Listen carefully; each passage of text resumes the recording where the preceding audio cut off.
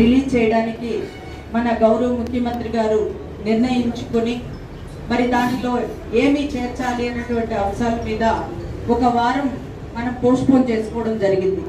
లేకుంటే మనకు 3వ తారీఖునే సిద్ధం సభ, ఆఖరి సిద్ధం సభ కూడా ఇది అయిపోయి ఉండేది. కానీ మేనిఫెస్టో విడుదలకు అనుకూలంగా ఒక వారం మనం పోస్ట్పోన్ చేసుకోవాల్సి వచ్చింది. మీ అందరికీ మరి నేను సమన్వయకర్తగా కొత్త కావచ్చు, కానీ ప్రతిపాడు నియోజకవర్గానికి సంబంధించి ఇలాంటి అనేక పార్టీ సభలు నిర్వహించి పార్టీ ప్లేనరీ కావాలంటే మనం ఆర్గర్జున యూనివర్సిటీ ఎదురుగా జరిగినప్పుడు నేను కోవిడ్ వచ్చి ఇంట్లో ఉన్నాను. అప్పుడు ప్లేనరీ జరుగుతున్నప్పుడు నాయకులకు ఫోన్ చేస్తే 300 బస్సుల్లో తరలి వెళ్ళినటువంటి పరిస్థితి ప్రతిపాడు నియోజకవర్గంలో ఉండేది.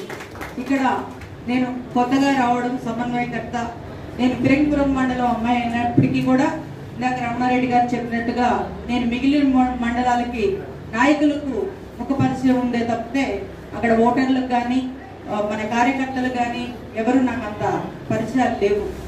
కానీ మనం ఇక్కడ చెప్పుకోవాల్సింది కార్యకర్తలుగా, నాయకులుగా మనం గర్వపడేటువంటి పాలన మన ముఖ్యమంత్రి గారు గత 5 సంవత్సరాల్లో ఇచ్చారు. ఒక చిన్న కథ రూపంలో చెప్పుకుంటే, ఒక బ్రహ్మరాక్షసుడు శివుడి కోసం ఘోరమైనటువంటి తపస్సు చేస్తే మరి దేవుడు వరం ఇవ్వాలి కాబట్టి ప్రత్యక్షమయ్యాడంట. కానీ ఇవ్వడానికేమో ఆ రాక్షసుడు చాలా మహాఘోరమైనటువంటి రాక్షసుడు. ఏం చేయాలా అని ఆలోచించి అతనికి నువ్వు ఆకాశంలో ఉన్న నక్షత్రాలు ఒక వారం రోజుల్లో లెక్క చూసుకురా అని చెప్పి పంపించాడంట వరం ఇవ్వాలంటే. మరి ఆయన వారం రోజులు ఇస్తే 3 రోజులకే టక్క లెక్క చూసేసి వచ్చి శివుడి దగ్గరికి వచ్చేసి ఇదిగో లెక్క అని చెప్పాడంట.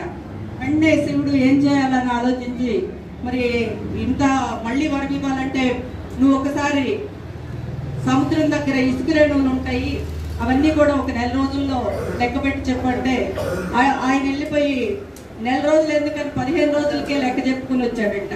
శివుడికి అర్థం కాలేదు, ఏం చేయాలని ఆలోచించి చంద్రబాబు నాయుడు అనే నాయకుడు ఉన్నాడు, ఆయన అబద్ధాలు చెప్తుంటాడు, ఆయన ఎన్ని అబద్ధాలు చెప్పాడో లెక్క చూసుకున్న పంపించాడు. లెక్క చూసి పంపిస్తే ఇంకా ఆ రాక్షసుడు తిరిగి రాలేదంట అమ్మయ్య అనుకుని శివుడేమో ప్రశాంతంగా వెళ్ళిపోయాడంట. మన మేనిఫెస్టో ఏంటి, చంద్రబాబు నాయుడు గారి మేనిఫెస్టో ఏంటి అంటే గతంతో పోల్చుకొని చూస్తే మన నాయకుడు చెప్పిన మాట ప్రకారంగా ఏం చేశాడు, మరి రాబోయే రోజుల్లో ఏం చేస్తానని హామీలు ఇవ్వబోతున్నాడు అని ఈరోజు రాష్ట్రం అంతా ఆసక్తిగా ఎదురు చూస్తూ ఉన్నటువంటి పరిస్థితి. గతంలో ఏదన్నా